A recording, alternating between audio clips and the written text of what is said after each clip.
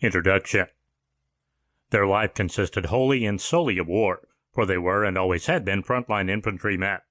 They survived because the fates were kind to them, certainly, but also because they had become hard and immensely wise in animal-like ways of self-preservation. Ernie Pyle. No man in this war has so well told the story of the American fighting man as American fighting men wanted it told. He deserves the gratitude of all his countrymen. President Harry Truman. Ernie Pyle's life reads like a 1950s movie script. Born the beloved and only child of hardscrabble American farmers, he made good grades in school, graduated, and went off to college at State, in his case the University of Indiana. Overcoming his shyness, he studied journalism and wrote stories for the school paper that earned him a position of esteem among his fellow students. He partied hard but kept his grades up, and then married a girl as high-spirited as he was. Together, they left school early and made their way to the nation's capital, where the farm boy got a job with a big city paper. In the years that followed, they traveled the country, meeting the great and the simple alike, and writing stories that made them the envy of the common man. Underneath the veneer, there was a dark side to Pyle's life, one that made his story, if the whole truth were to be told, more suitable for a cable television miniseries. First, the girl he married grew into a woman with severe mental illness that broke their relationship and opened the door to multiple extramarital affairs. Pyle himself seems to have battled depression and had trouble living in anything less than an exciting, constantly changing environment. This put him on the path to becoming the most famous war correspondent of World War II, and ultimately one of the most famous journalists in American history. It is possible, indeed likely, that Pyle's troubles contributed, at least in part, to the exquisite nature of his writing, for when he described the Blitz of London as a thing of beauty, he was looking at it through the eyes of a man who knew what it was to love a woman who lived in her own personal hell, one that he often joined her in.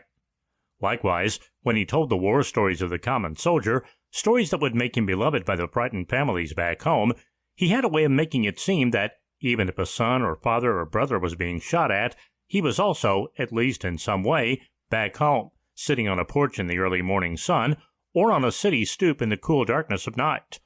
He brought the war home, not just in its horror, but also in its humanity, and his words made him famous.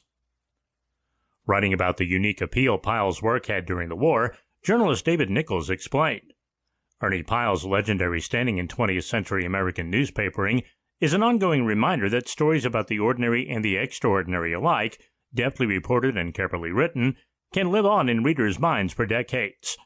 An authentic voice has staying power. After all these years, any number of Pyle's sentences thrown against a wall would stick there.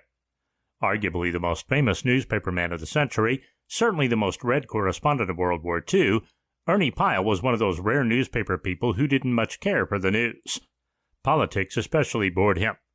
Anything that smacked of official utterance left him cold. A reporter Pyle was, and a fine one, but his was a different sort of news, all sidelong glances and oblique angles. Enduring prose originating in newspapers, the most transient of publishing ventures, is a remarkable thing and attests to the good that can come when skilled editors turn a skilled writer loose to ignore the obvious and dwell on stories that ordinarily never get told. It takes nothing away from Pyle's singular achievement to point out that his career likely would have come to nothing interesting were it not for his editors at Scripps Howard, Lee Miller especially, who took a risk on a good employee who was miserable doing what most newspaper people do. Of course, fame typically comes at a price, and in Pyle's case, it cost him his life on Okinawa, where he was fittingly covering one of the deadliest campaigns in American history.